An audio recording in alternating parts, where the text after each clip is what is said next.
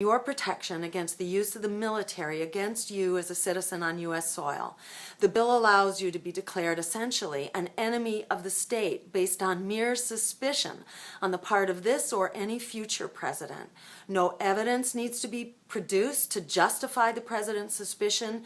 You don't even need to be accused of a crime, nor tried and found guilty.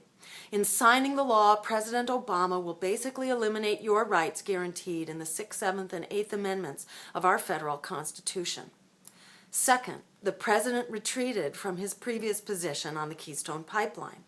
We are teetering on the brink of climate catastrophe, and the president had rightly promised to veto any legislation advancing the pipeline, but no longer.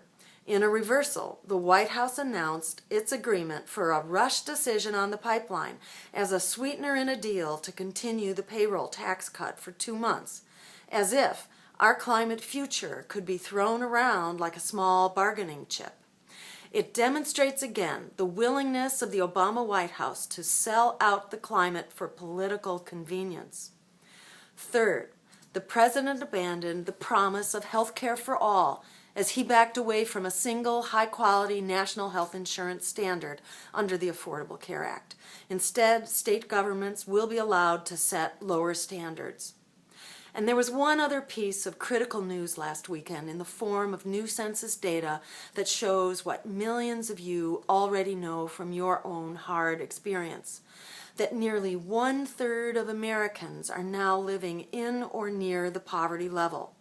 That so many are in poverty while the wealthy few are richer than ever makes it clearer than ever that it's time for real change. Fortunately, that force for change is rising up across the nation.